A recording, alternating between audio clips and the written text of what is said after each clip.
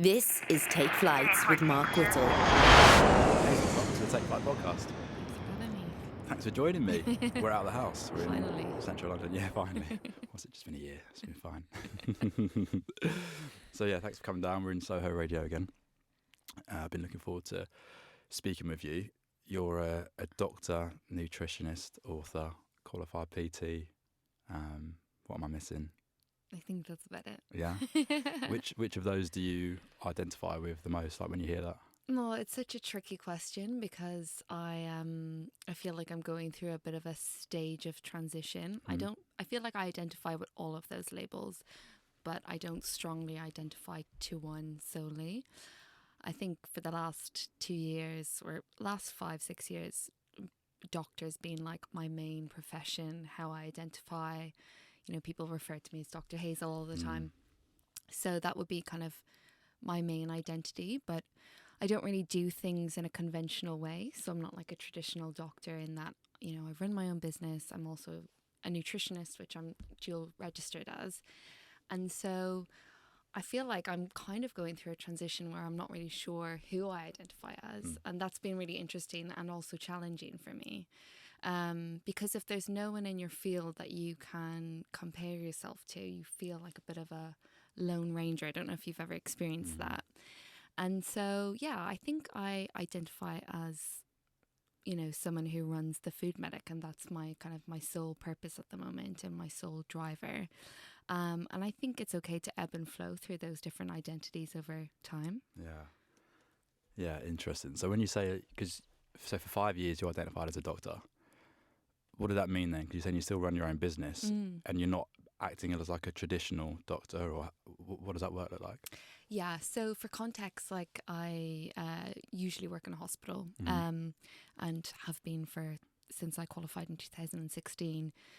And I've just come out of a very tough period working as a COVID doctor and decided to take a step back from my NHS work and fully focused on the Food Medic, which is my brand, largely based around health, fitness and nutrition and kind of bringing all of that together. So it requires me to be a doctor to do that job, but I guess I'm not seeing patients on a one-on-one basis as I would in the hospital. And so that transition is kind of what I'm referring to. But when I identify as a doctor, I guess, as with everyone else, I, in my head, see that as the type of doctor who has a stethoscope around their neck, is in scrubs, is, you know, saving people's lives day on day. And I've had to reframe my thinking that, you know, doctors also work in different roles. And although I've been through that training process myself, even for me, that's been a difficult obstacle to overcome because people automatically assume if you're a doctor, therefore you work as a GP or in a hospital. So yeah, it's been interesting. What's it been like? So, because I often think that, you know, there's the concept of like the one thing. And you have one thing that you do, one thing that you're an expert in, or you strive to be at least. I'm the same as you, right? I don't have one thing that I focus on. And sometimes I struggle with that. And I worry, do I spend too much time over here, or should I be focusing a little bit more on that? Like, how has that been, especially now you're in this transitional period, like splitting your time between each role? Yeah, it's been difficult. I think, like you, I definitely don't have one thing. I've got several things. I wear several hats. And there's been points in my life where I've tried to do that, all of them, full time. So there's a point where I was working full time in the hospital and running the business full time. And like trying to stay on top of relationships and everything else that comes with it. And it's just not sustainable. And I realized my health was being sacrificed mentally and physically. And if, you know, the basis of my platform is, you know, health and longevity, and I'm not, you know, living as I preach, that felt a bit kind of like I was being a hypocrite. So I think you can balance several things and focus on several things, but there will be seasons where you focus on one a bit more. And right now, clinical medicine's taking a back step for me.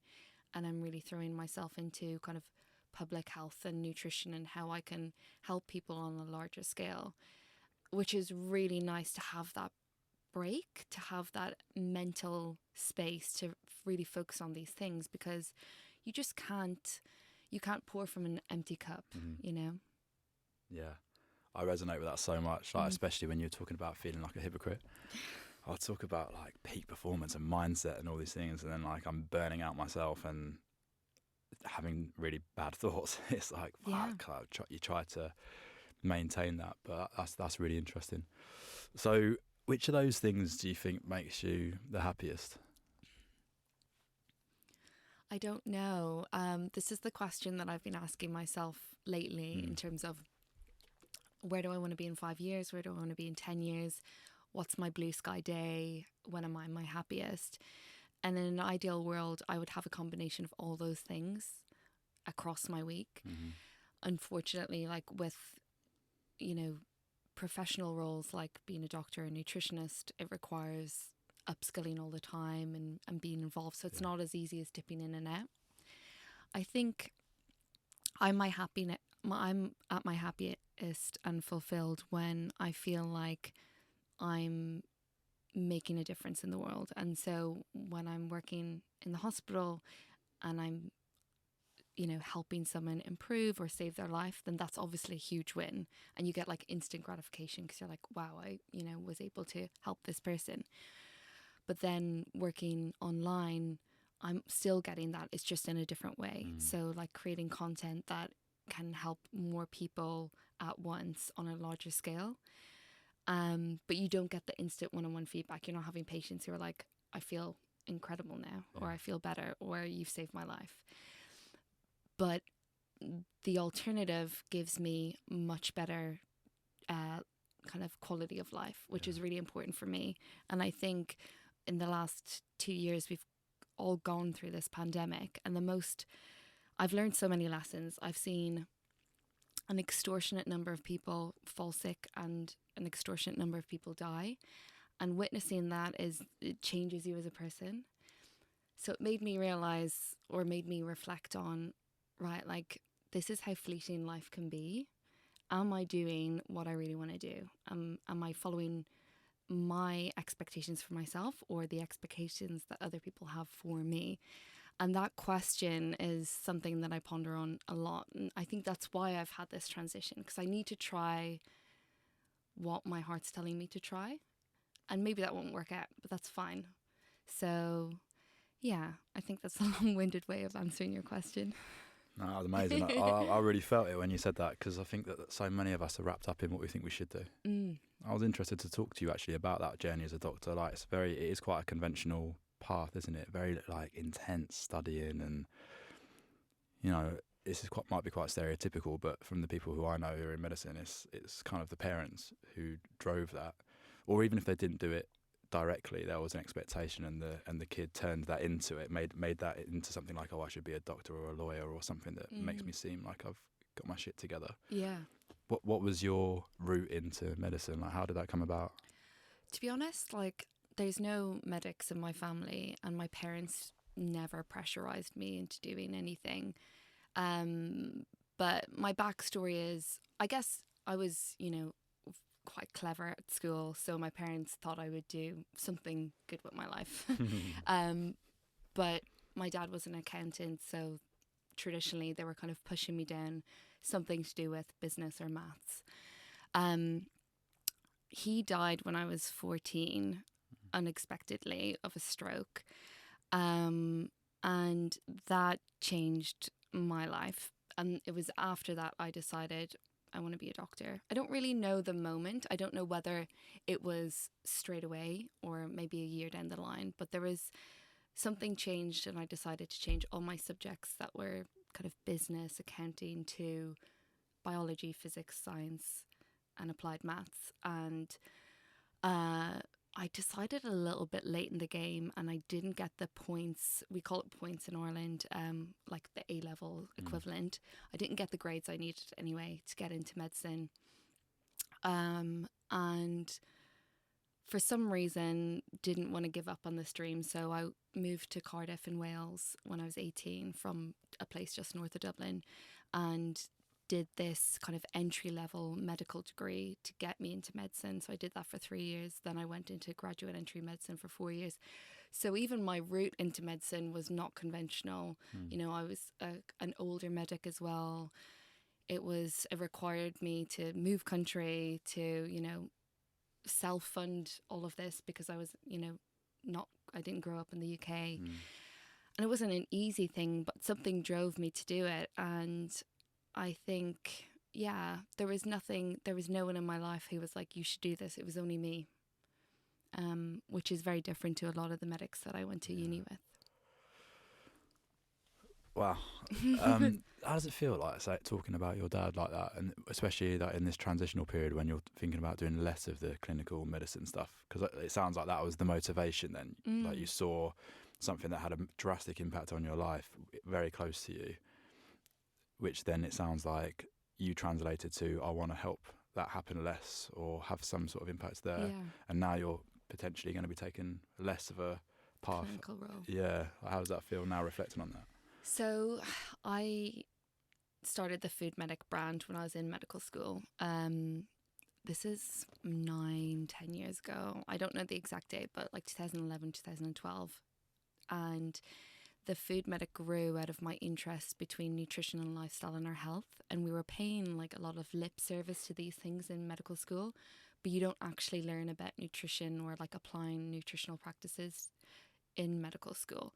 And I found this really frustrating because, I mentioned earlier that my dad died of a stroke, and that is a kind of a cardiovascular disease, which is not the result of one thing. It's not an infection. It's something that you develop over time due to risk factors like high blood pressure, inactivity, diet, stress, type 2 diabetes. All of these things are risk factors. And the summer before my dad died, he had just been diagnosed with high blood pressure, had been told he was borderline type 2 diabetic, and he was taking these steps to improve his diet. He joined a gym. He was doing all the right things, but I often think it was a bit too little too late. I don't think he had the right guidance at the time from doctors and clinical teams around him. And so that was why I started the Food Medic, because I thought, okay, it's all well and good. We know how to fix people when they become ill, but how do we stop bringing people into the hospital in the first place? And so that was my motivation behind starting this blog, which became a website. I'm on my 3rd book. It's a podcast. It's a huge platform with 500,000 people. And so the reason I'm going through this transition is because I think I've got more power to help more people. There's so many great doctors. But I feel like I have this unique ability or unique position, and it would be absolutely foolish if I didn't take it. So if anything, it sounds like you feel more aligned to that purpose in the beginning. Yeah. And is that what you think it is?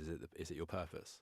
I think it is. It sounds, like I feel like it's very woo and spiritual when I say that, but I definitely think it's my vocation's the Food Medic. And, I feel like I'm lying to myself if I don't pursue it. Yeah.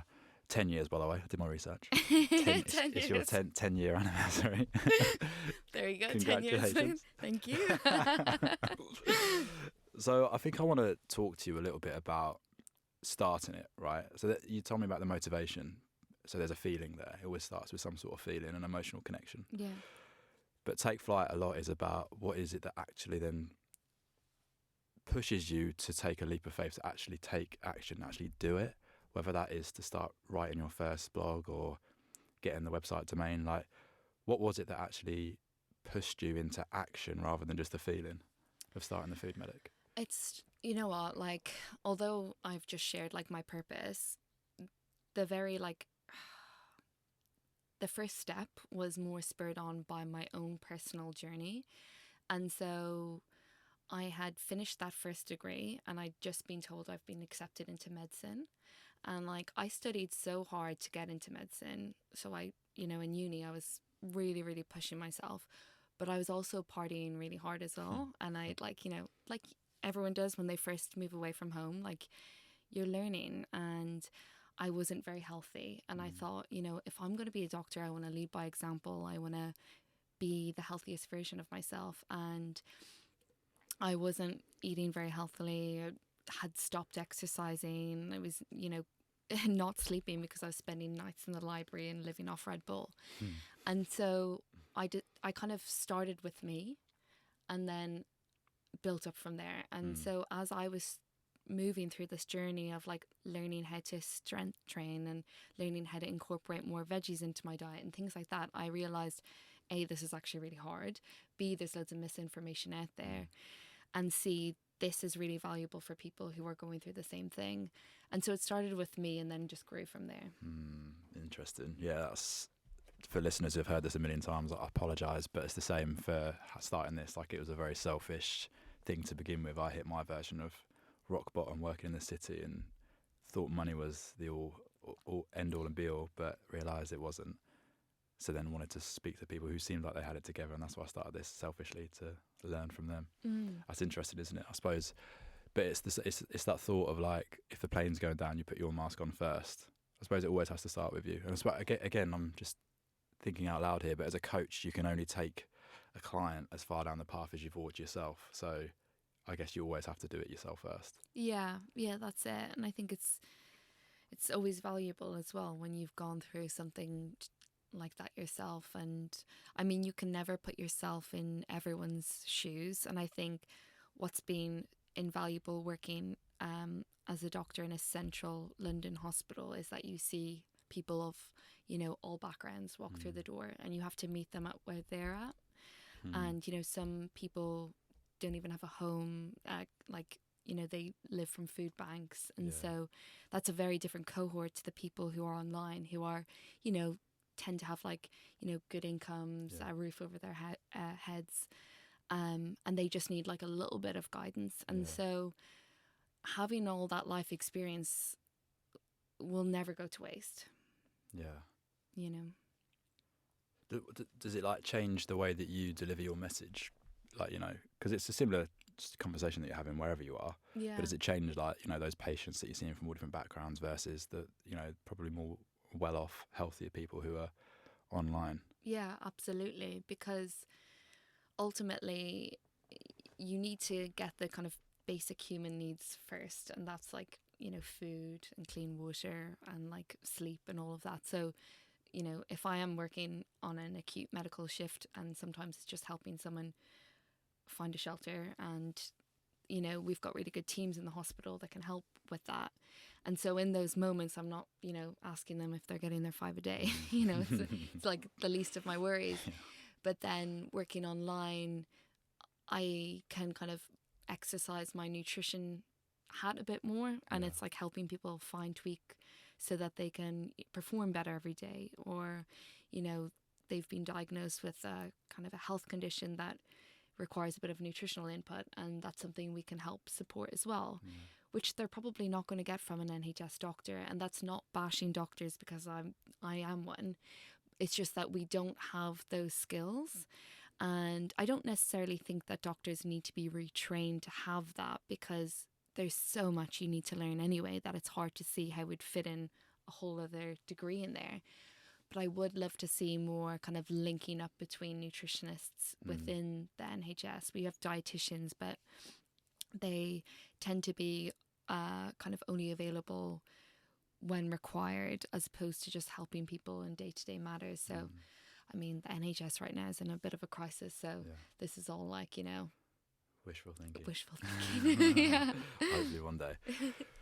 Like, I often think about, especially lately with what you've been through as a doctor and what you've seen, how do you have compassion for your patients and the people that you spend time with? Like, I think for a long time I avoided pain. Well, I think a lot of us avoid pain, generally speaking. But it's so, to really help someone and to understand someone, we have to sit with their pain as well, which is almost like, it's contradicting. We don't even want to feel our own pain, let alone someone else's. So how can you do that as a doctor? Like, how do you sit with somebody else's pain? I mean, I think in order to be a doctor, although I can't really speak for everyone, you do need to be a compassionate person, because you can't judge and you have to kind of sit and meet people where they're at. But I think, not every encounter is a positive one, and you have very difficult conversations. You get angry patients, you get patients who are very upset, you get patients in pain.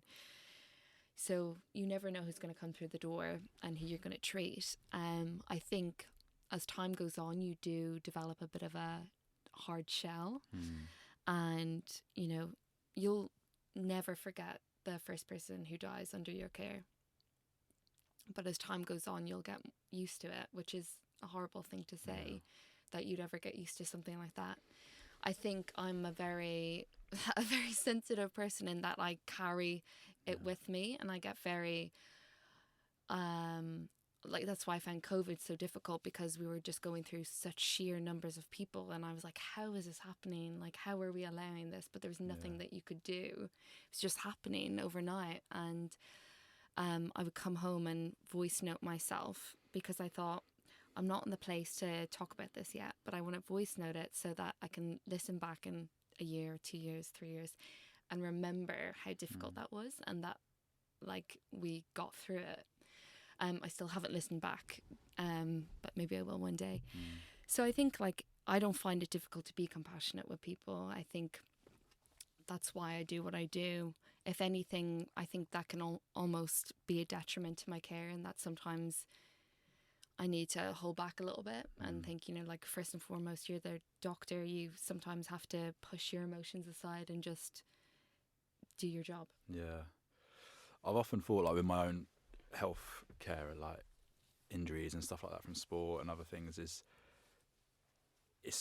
we can get into a habit of always looking externally, can't we? We really have to take on the responsibility ourselves. And I don't know if it's a particularly fair thing to say, but no one, no matter how qualified or good they are as a doctor, surgeon or anything else, will care about your health as much as you will, because it's your health. So how can, like, if you're someone who's struggling with something, like, how can you, well, firstly, do you agree with that? And how can we be better at taking ownership of our own health? I'm not sure if I fully agree with it, because I think it depends on the person. Like, some people, I think sometimes there's a lack of understanding, or like the consequences of health behaviours and like what that means down the line. And, you know, again, that's also tied up in so many other complicated things, you know, like some people are in a more privileged position to take ownership over certain things, like access to a gym and, you know, fresh fruit and veg and things like that. But I do think ultimately, you know, doctors, surgeons, when we're working in hospital, our job is to keep you alive, first and foremost. What happens outside of the hospital, that's up to you. Like, I can tell you what to do, but telling you what to do rarely does any good. It requires someone to, like, have internal motivation to do those things. So, you know, like, everyone knows it's good to move your body, to eat more vegetables, to sleep more, to not drink alcohol, to not take drugs. Do people do that because they have the knowledge? They still do it, even though they know it's not good. But why do they continue doing it? And so it's all down to behaviour change. And I think in order to motivate people to take ownership, they need to really tap into their why. And that's why I kind of have a bit of a grudge with, like, certain messages on social media that's, like, you know, very much like, just do it. Just kind of like, you know, it's simple, like, just eat less and move more. I'm like, it's really not that simple. And I don't think shouting at people makes them do it, you know? I think you need to be clever in how you encourage people to do these things. You need to change their perception of it, like, as not just like a difficult thing that they have to do, but actually something that they get to do, something that's can be really simple. It just needs to be simplified for them. And I think the same goes for healthy eating messages and exercise. It can be simple. We just overcomplicate it and make people think that it's a sacrifice. That's music to my ears. You can do your 5 a day. You could probably train every single day if you wanted to, but if you don't address, like, you're calling it the why, or like whatever that deep thing is within you, call it your purpose, dharma, whatever, or even the negative sides of those, the wounds and stuff that you carry. You can eat the healthiest you've ever eaten and train the hardest you've ever trained, but if you haven't healed and tapped into that inner whatever it is, whatever you want to refer to it as, then you're not going to be a happy person anyway. No, that's it. So it's holistic. It goes full circle. And I think the people who are most successful at doing those things, tend to identify as a person who does those things. So they're like, I go to the gym, I, you know, follow a healthy diet, I prioritize my sleep. They're the things that like are important to me. And for me, they're like fundamental basic needs that I have. If I don't do those things, I'm not good at my job. I'm not, you know, a good partner. I'm not like a good friend. I'm not living at my best, and I'm not giving my best. Yeah. You're railroading me every time you say something. I'm trying to stick to my script here, Hazel. And I want to talk about the food medic again, please. Yeah. So I'll just going to jump straight to it rather than So, firstly, actually, before we do, I just want to applaud you on everything that you've done as a doctor, especially the last couple of years, because I can only imagine how difficult it's been. So that's just amazing. Like, yeah, thank you for everything. Food medic, 10 years as the blog, and then obviously you've done so much with it between then, including the books, including the podcast and everything else. Like, you've even done like conferences and events and stuff, and which is outstanding. So I want to know the difference between that leap into starting the blog versus then when you start to like put on a conference for, I think you had like 500 people or something, and loads of speakers and all these things, which is, I know as I do smaller events, how hard that is to organise. So, you know, committing to things like that and actually putting that into action, committing to the podcast, like, how has that leap changed over time? Does it get easier? Does it get harder? What are your thoughts on that? I think the blog felt like a really safe place to start.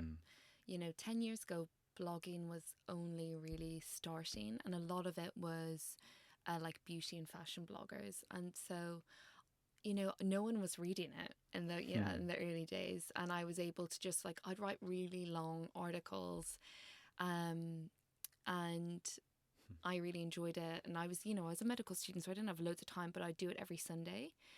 And I kind of used Instagram as a platform to launch it off. And that was a really safe space. But then it started, like, you know, it drew attention gradually. And Was it friends like on Instagram then, or did you have a following before the blog started?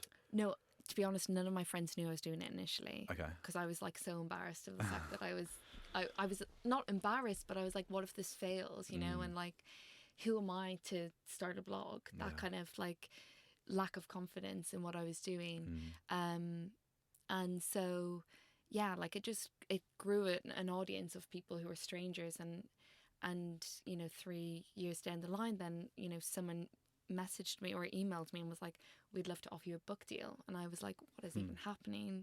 Like, this is mad. And I think from the book deal, from someone reaching out and offering me a book deal, and even after my first book deal, like, it wasn't just one publisher, it was multiple publishers all wanted to publish my first book. And that, I remember reading that email sitting in my little uni room, like I was 24 years of age, I'm 31 now, thinking, this is so much bigger than I expected.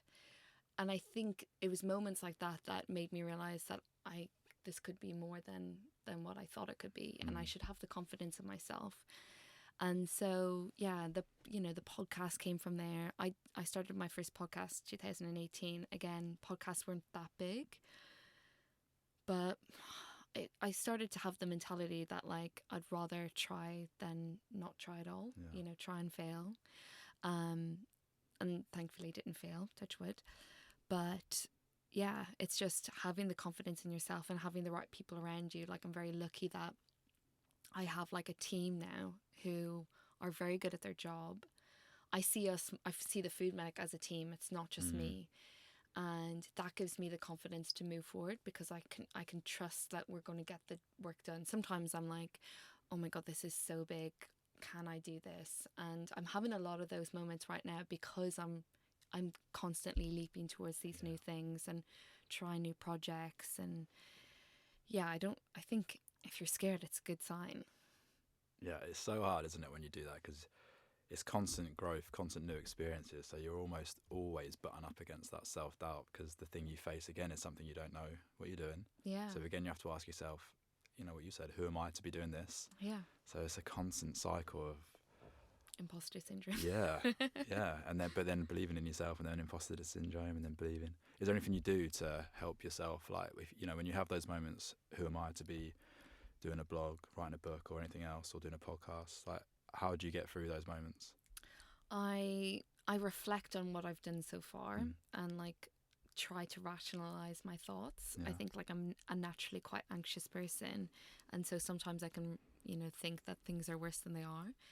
But if I kind of reflect on all the things that we have done, like the books and the podcast and blah blah blah, and how they've worked out, even the things that haven't worked out, like it's not like the sky fell, just it didn't work, or we just had to go back to the drawing board and make it work. It's not disastrous. The other thing is like the food medic is not life and death. It's very different to working in the hospital.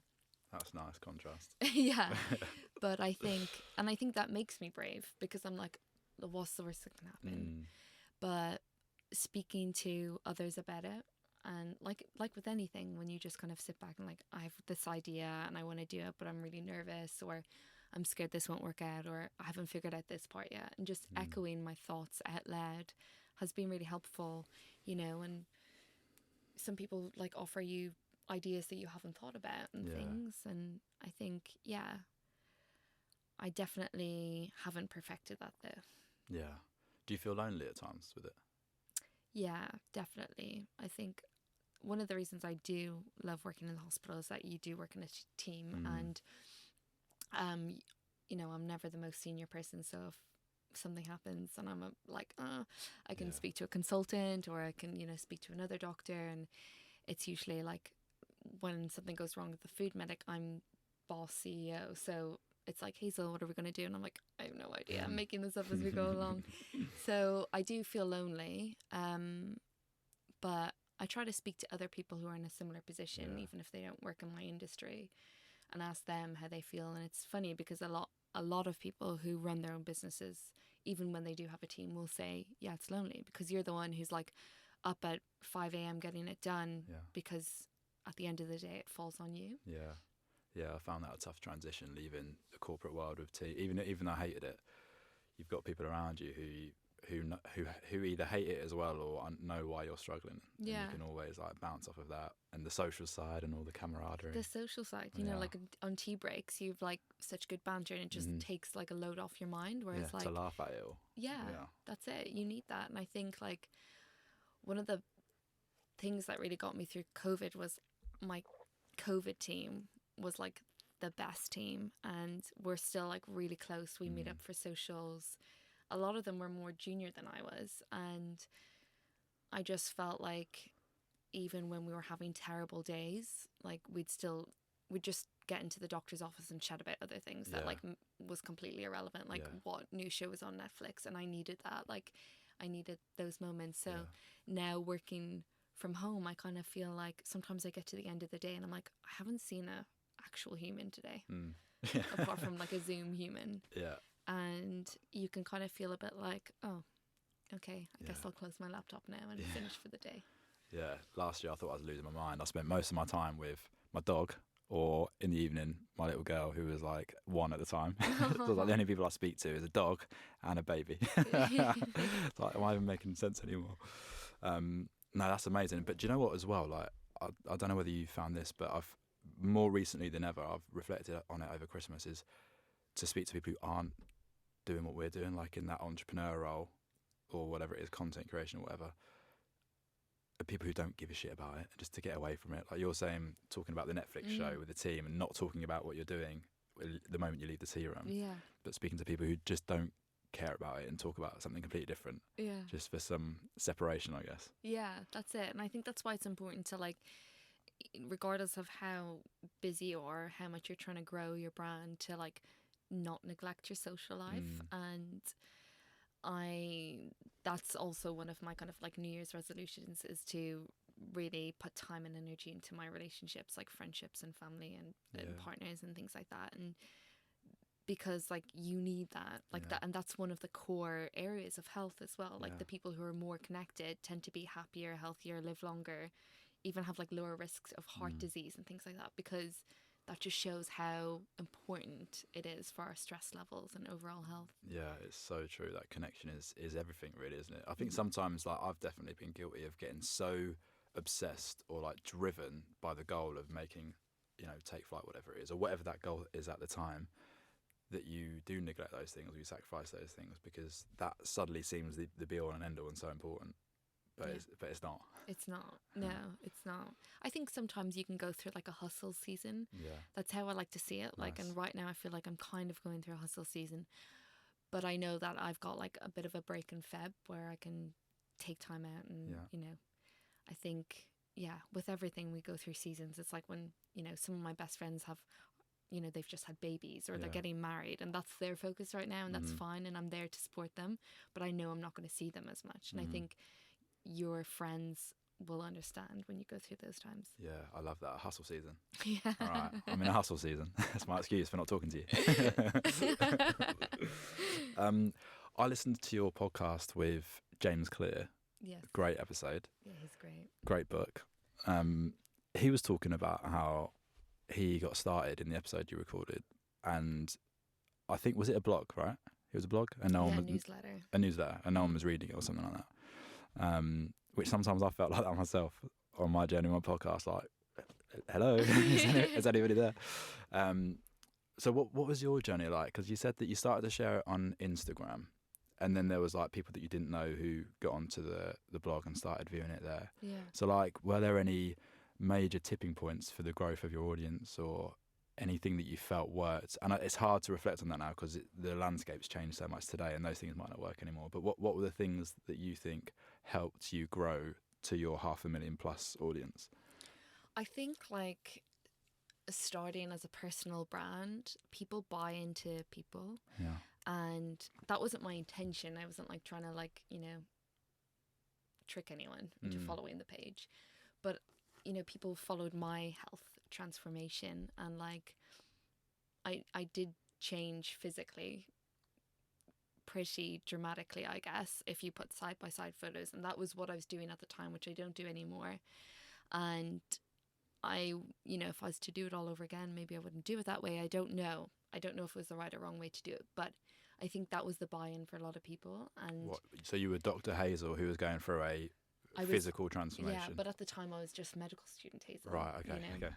And so that was the other difference. You know, there was no one qualified to give advice online. You know, there was a lot of like Insta girls who were like Fitspos or whatever. And the difference was that I was calling a lot of that out, which probably drew attention. Not everyone was happy with that. So I think that was my initial growth phase. And then I think it was when I got around to like 50,000 followers was when I got the book deal. And that was probably 3 years down the line. And that alongside that brought like, you know, huge press, the Daily Mail, blah, blah, blah. And I was working as a junior doctor in London. It was my first year. And Which hospital were you in? UCLH. Oh, were you? Yeah.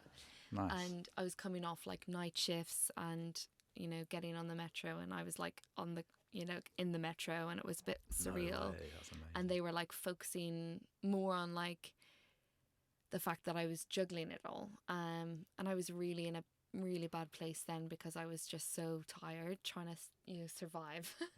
Survive my night shifts, but also I'd come up home and I'd have to answer all these interviews and I'd have to do photo shoots, and not have to, I was, you know, gladly doing them, but it was a very hard time. And so all of that came with press, and then step by step, and I just kept chipping away. There was never, you know, like people go on shows like Love Island or whatever and they get like 1 million followers overnight. That didn't happen for me. And I've never had like a boom in followers overnight. You know, I've 500,000, I don't know how many, but more than 500,000 followers now on Instagram alone. And that was slow. So people come on my page and they're like, wow, what did you do? Like, how did you do that? Like, I'm like, 10 years. You just told me that's taken 10 years. So, you know, chip away. Just keep on chipping away. Keep on chipping. Was it harder to do the 0 to 50 than the 50 to 500,000? Probably. Probably. I think I was posting 3 times a day at one point. Really? But it was like things like breakfast, lunch and dinner, like that type of simple content, you know, back in the days where people only shared photos on Instagram and, you know, there was like the basic filters with like the frames around it. It was like those days. You know what's really interesting though?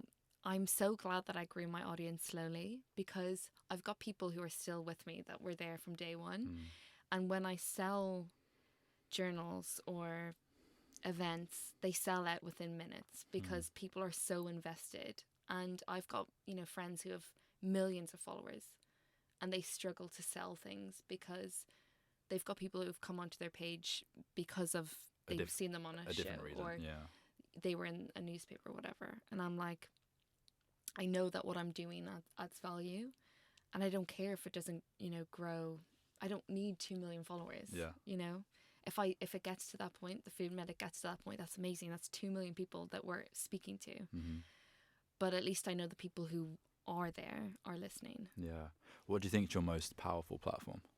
Instagram, for sure. Yeah. Because that's what I put my most energy into. Okay. Like Twitter, I just use it to like have general musings. Mm-hmm. Facebook is more like a different community. YouTube, I've kind of sacked that off now. I just don't have the energy or time to do it. My podcast is great. I love that. I find, I don't know about you, but I feel like so lucky that I get to speak to people that like tell me things that I'm like tapping into their brain for an hour is amazing. And that's a different audience as well. Yeah. But I still think Instagram's like my core. It will always be my core. Do you have a newsletter as well? Do you do that? I do. Yeah, I do. We've got a newsletter, and it's, it's quite good. I think we've got like about 40,000 people subscribed. And that's generally up kind of a recap of our website. And I put so much time and resources into the website, which people don't really actually read, which is another interesting thing. Not that they don't read, it's like definitely underutilized. And so I need to promote that more. But we've got an educational hub where I have regular like contributors who are constantly sharing content in their fields of specialty. So I'm really proud of that. But yeah, it's kind of something that hasn't really exploded. Yeah. Okay. Interesting. It's such valuable insight, though. I think especially the last 2 years has driven businesses to have to consider digital more than ever before. Like, in fact, it's probably the most important avenue for gaining customers, keeping customers, informing customers. So it's really, really great to hear that. And I've found I certainly haven't mastered anything. Like, I'm still trying to. I'm chipping. I'm doing the chipping. The chipping pays off. It does. Yeah. But I think you're right, though, because it's different. Like, the podcast is an intimate conversation. Like, this is a type of conversation where people invest an hour of their time to listen to and get deep value.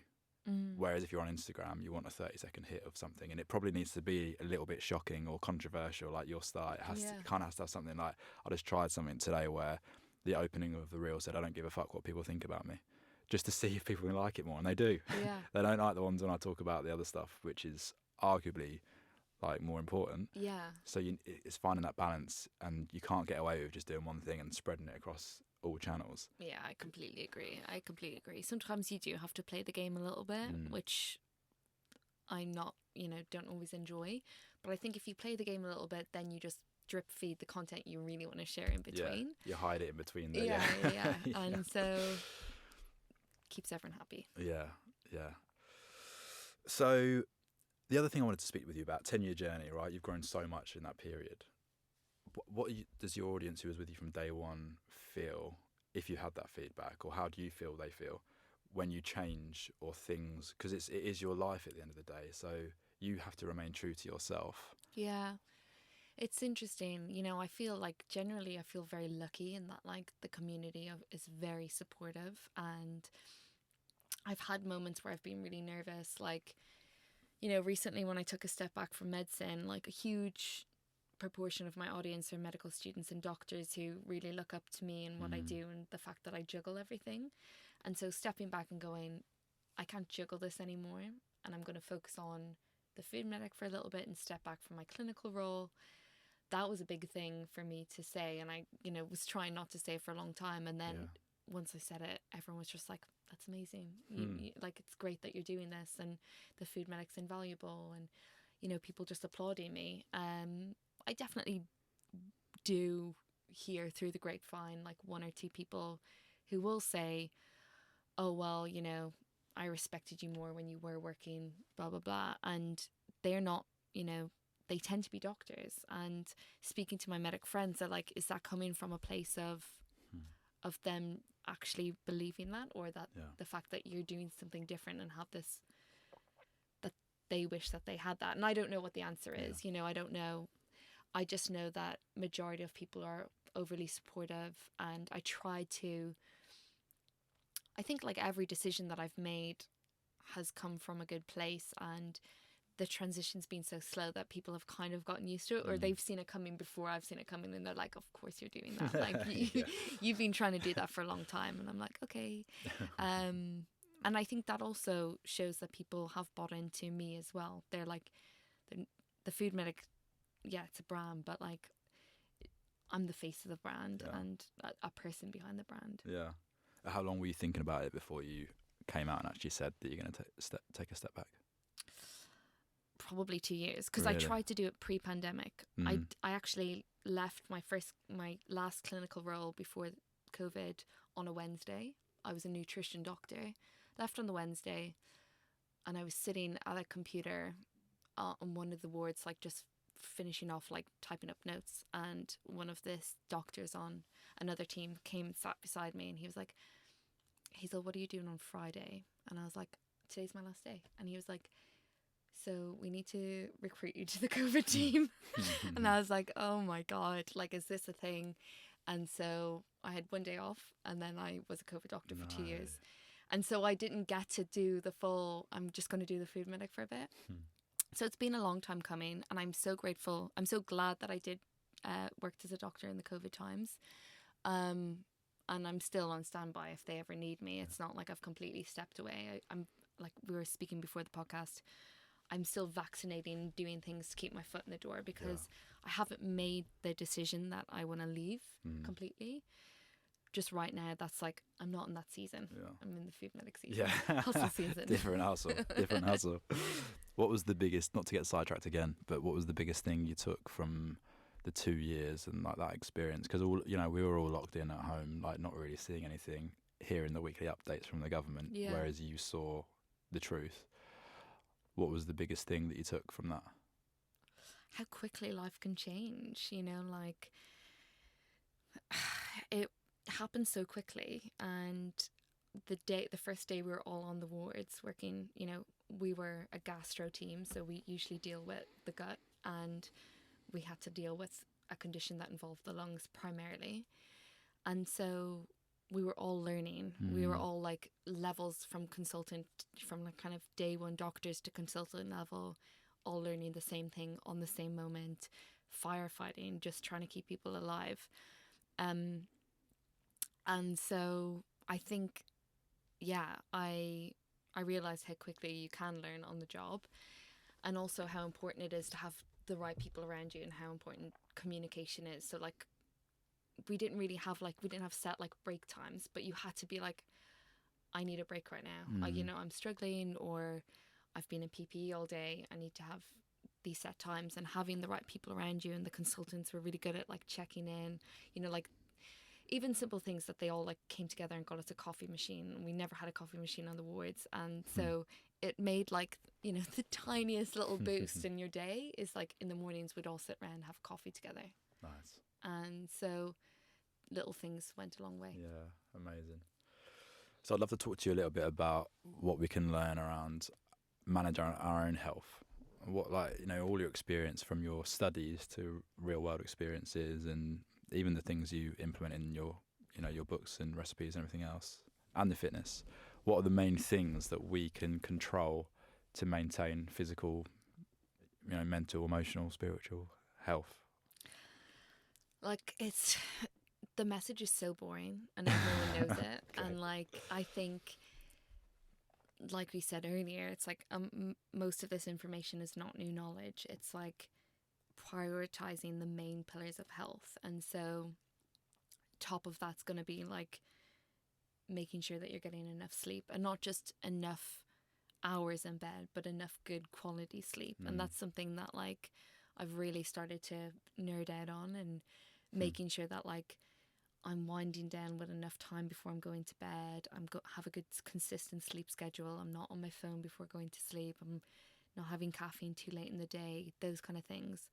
Sleep is not just a passive activity. It's like you're renewing your body every night, and also you're consolidating memories and the things that you're building, and it links up with your metabolism and your heart health and your brain health and every system in your body. So low hanging fruit, just sleep more. Then like thinking about nutrition, you know, again, like I feel like I repeat myself with people all the time, but it's like basics. It's like making sure you're like getting protein in at each meal of the day, and snacks like 20 grams to 30 grams, making sure you're hitting 5 a day, if not more. Consistently hydrating, opting for whole grain over like refined carbohydrates, those basics that people know but aren't practicing. You know, trying to cook more and not eat out of the home as often. Moving your body every day, and that can be whatever way you think you enjoy or feel like you enjoy. So there's not one right way of moving your body, but if you can move more and sit less, then you're off to a good start. And you know, the 10,000 step rule is a bit of a arbitrary number, but if some people find that's a good goal to go for, then it is, you know. And on top of that, like I like to see people not only focus on the kind of movement side of things, but also including strength, not just for men, not just for bodybuilders, but women, older people. Everyone needs to be doing some form of resistance training. And again, that's not just for muscles, it's for your brain, it's for your heart, it's for your bones. And then, like we said earlier, relationships, like making sure that we feel secure and connected in our relationships, because we know that people who are in strong relationships live longer, are happier or healthier, are less likely to die of heart disease. And so it's not about having all of the friends in the world. It's just making sure that the relationships you're in are the right ones and the ones that make you feel happy. So it's a good time to reflect on those. If someone's draining your energy, maybe they're not the right people to have in your life. And then simple things like not smoking, not drinking too much alcohol, not getting too sucked into social media, all of those things. But if you focus on the low hanging fruit, then you need to worry less about like fancy supplements or, you know, like saunas and, you know, cold water training and things like that. Like focus on the basics, nail them, and the rest will just kind of fall into place. Okay, amazing. So obviously there's so much study and knowledge in your mind which has gone into understanding that. But like if we go into one of each of those like very briefly. So when we're saying sleep, because it is so much more than just you lie down and you get your 7 to 9 hours. But what are you suggesting? Are you saying is it just getting that 7 to 9 hours? Is that what we're trying to make sure we're getting? That's the goal in terms of kind of the golden time spent in bed. But what you find is there's a huge discrepancy between time spent in bed and actual time asleep, and we call that sleep efficiency. And so the goal is 100%, but no one goes into bed and falls asleep and bam. Like there's always a period of time, and typically women will find it harder to fall asleep. We tend to ruminate a bit more than men, which is again generalizing. So not all men are not all women. But if you're the type of person that it does require a little bit of time to fall asleep, then you need to give yourself a bit of a buffer period. And one of my friends says, you know, like the sun doesn't just set and rise, it takes time. And that's how you should think about your bedtime. Take time to wind down, at least 30 minutes, but if not 60 minutes, where you kind of get into your pajamas, you kind of dim the lights in your room, maybe have like a shower to try bring down your body temperature, read a book, those kind of things, put your phone away. And that's sending a signal to your brain that it's time to go to sleep. And the same with meal times, not having food too late before you go to sleep, because just like our brain has a kind of a rhythm, so does our body clock, kind of our peripheral body clock. So when you have food too late at night, you're sending a signal to your body like, hey, it's still daytime. So be careful about not eating too late before you go to bed. All those practices lead to better sleep, and you can start tracking it and see what works for you. I know that, like for me, gratitude, like if I practice gratitude before bed, that has improved my sleep, and I'm tracking it using a Whoop, but you can use it, you know, subjectively or objectively, whatever way you want to track it. I know that using my phone before bed, like unsurprisingly, affects my sleep. Alcohol massively, even a half glass of wine. And I don't feel like subjectively I feel fine. I wake up and I've got like, see that I've been waking up loads in the night. So just while you might sleep kind of the same amount of hours, you'll have disrupted sleep. So that's just something to think about. And so that would kind of be my kind of primary rules for getting good sleep. That's great. Because I'm like, I've always been so strict on my sleep, but obviously my little girl arrived and just ruined my life and made my life. I always think that it's all well and good me saying that because I don't have kids. Yeah, but I don't know what, because everything I listen to, it always comes back to sleep a lot of the time anyway. When we're talking about holistic health, like everyone's like, well, assuming you're getting your sleep right, then you can start to think about doing these things. Like I haven't got my sleep right. No, but you can. I mean, you can. can compensate a little bit with napping. It's just about getting the right time. Yeah. So not like napping late in the afternoon, and also keeping it like under 25. I think like 25 to 30 minutes is like the golden time. Yeah, trying. From a nutrition standpoint, again, because there's so much we could talk about. So I'll just ask you one question and see your thoughts on this. If you could narrow it down, you're only allowed 5 foods to eat for the rest of your life. They're obviously going to give you that full diet. They're going to give you as much nutrition as we need. What would be the 5 foods that you'd pick? So already I hate this question because I just would never have that reductionist way of thinking. But that's the problem with everything, is that like people want fast answers and just want foods, like individual foods. But if I like back against the wall, gun against my head, I have to pick 5 foods. Well, I had Rhiannon on and I tried to like just get some advice for like a meal plan, and like it just wasn't happening. So I was like, right, next time I speak to someone who knows about nutrition, it was you, I'm asking a more direct question. Okay, so you're going to a desert island. Okay, I think obviously some people might not agree because everyone has different types of like dietary preferences and ethical concerns, but oily fish, so salmon would be up there because it's a source of protein and omega-3 fatty acids. Like you can get omega-3s from plant-based foods, but not the same type, and it doesn't convert as well. So if you're not having kind of oily fish in your diet, you'll probably need to supplement. So I got oily fish up there. Salmon is my number 1. Then I put some kind of berry in there, like a blueberry or a blackberry, because they're like really rich in antioxidants, polyphenols. They also taste good. I'm going to go for a carbohydrate, so probably something like a sweet potato, because yes, it's offering me carbs, but also it's like a colourful veg. There's lots of other nutrients in there, high in vitamin C and vitamin A. So that would be kind of my 3rd food. 4th food, I'm going to go with like a peanut butter, purely out of enjoyment, and also like it's a healthy fat, protein, satiating. It's good food in there. And then maybe if I'm going out of necessity, probably add in some, what have I got? I've got protein in there. I've got some fats. I've got some carbs. I've got blueberries. Like a green or something? Yeah, I'd add in green. I mean, it depends on what we're like defining as health. Like, yes, leafy greens are super healthy, like a kale or something like that. But if it's like desert island and it's survival, then I might go something like chocolate or coffee, because I personally feel like a healthy diet isn't just about the individual nutrients, but also how enjoyable it is. Okay. And yeah, so, or maybe I'll go olive oil, because that's, we'll go with all those foods. Thank you, Hazel, for answering that question that you hated. That was so hard for me. Immediately saw you tense up and move away from me. No, thank you. That's amazing. So we're all going to go and buy salmon, blueberries, peanut butter. So we do the same 3 questions at the end of every episode. Quick fire answers, really, but if you want to elaborate, feel free. Okay. The first of these 3 is there one thing you've discovered or come across recently that you're particularly excited about? Ooh.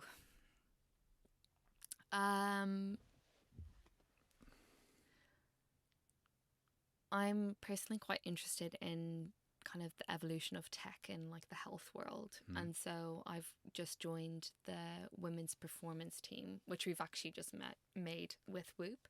So nice. Whoop is kind of like a performance device. And so I'm helping like lead on the female research there. So that's an area I'm really interested, because it can, tapping into sleep and optimizing performance is something that I geek out on. So yeah, interested to see where we go with that. Yeah, that sounds amazing. Congratulations, that's awesome. Thank you. Yeah, they're great, aren't they? I haven't actually got one, but I've got loads of friends who've got a Whoop band or the Aura ring, like these wearables. Yeah, they're not essential. Don't tell them I said that. But Yeah. if you do really want to squeeze out that extra 1% in your life, and it's made me so aware of my sleep behaviors, and that's like I've been able to like try different things, you know, like dabbled in CBD oil, even though the evidence isn't there to see if it affected my sleep and things like that. And you can just experiment and see what works for you. Yeah, no, it's good fun. I tried all that stuff as well. Desperate to sleep. The second is, and we spoke a lot about habits and stuff already, but if there was one habit you'd recommend all listeners to incorporate into part of their daily routine that's either going to drive their performance or improve their life in some way, what would that habit be? I'm going to go with something that I don't usually say, maybe. I would say do a phone-free hour for every morning, because I feel like that's really optimized my performance, specifically from a business point of view, because I would find myself waking up and going on social media first thing. Yeah. But if you go straight on airplane mode and do 1 hour of solid work, focusing on your goals, not someone else's, you get so much done. Yeah. Even if that's like doing journaling and not actually, it's not business related, or focusing on like what you want to build on. Yeah, it's invaluable. I love that. Could I pick your brains about one more habit? Yeah. Because you've got your journal that's come out. Yes. And firstly, I've started journaling. I kind of did a little bit here and there, but especially the last 2 years. And it's just been like a really powerful practice to get more of an objective view of what's going on. Yeah. Rather than keeping it stuck in your head. Between the space of you thinking about it and writing it down, you can kind of step back and go like, oh, it's not that bad, or now I understand it in a different way. Yeah. So, yeah, just fascinated to hear your practice. And also I love that, because it's a similar thing when you're doing your voice notes. It's the same thing really, isn't it? It's just like keeping a track of your thoughts and feelings and everything. So yeah, I journal every day, but I designed my own journal because I realized I was keeping two. One for productivity and like habit building, and the other for kind of like reflecting. And I wanted to make it a really seamless process, so I only had to carry one journal with me. And I don't, you know, like sometimes I will extend my journaling practice and write a bit more, but I've designed this journal in a way that like in one day you can kind of streamline all of that. And I think for a lot of people, the reason that they don't practice it is because A, they don't know how to structure it, and B, like fitting it into your day. But if it's like something that's really easy and I'm prompting you every day, then you'll get it done.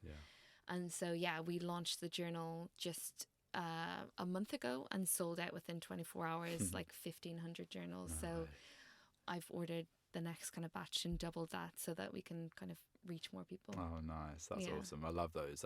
It's such a great way to, I think, to start journaling for sure, is to have those prompts, but also like to keep it consistent. Yeah. Because sometimes like I look at my blank page, because I'm not every day, because you've got a blank page and you're like, oh, where do I fucking start? Like it's so much in my head. So that's a really nice structured approach. Yeah, it's like a morning check-in and a morning check-out, and then you kind of structure your workday in between. No, it's superb. I love it. I'm going to get one when you release it. Thank you. The last of these is, if you take yourself back to a particularly challenging time in your life, pick any moment and imagine that there's two versions of yourself. What's the difference between the Hazel who has gone on to achieve all the amazing things that you've done, you know, everything with the Food Medic, books, podcasts, etc., social media, all of that, and the version who wouldn't have gone on to achieve all those things? I think like I have a crossroads in my mind when you say that question, and there was a point where I could have given up and not pursued medicine or kind of any of my goals in life. And I probably would still be in Ireland, not that that's a bad thing, but wouldn't have gone down the path from a career point of view, wouldn't be as confident, wouldn't be as happy, definitely wouldn't have been in a healthy place. And yeah, I think I'm a very big believer in what's meant to be will be. And it took me to get to this point to like reflect and say, that's why all those things happen. You know, like obviously my dad passing away is like a terrible thing, but like this cycle of events that happened afterwards have all happened for a reason. Yeah, amazing. So what was that moment specifically like? When I was about 16, 17, I was grieving so hard. And I remember sitting in a doctor's office with my mum because she was I I was just so depressed, and my friends couldn't help, my mum couldn't help, and I remember her dragging me there and seeing the look on her face, and the doctor just telling me how unhealthy I was, like what was happening to me and my body. And that was a moment when I was like, I can't keep doing that to her and to myself. And yeah, I think that was the moment, and it took a couple of months to get myself back to better health and see the right people. And if I'd just given up in that moment and gone into hospital, and I don't know where I'd be.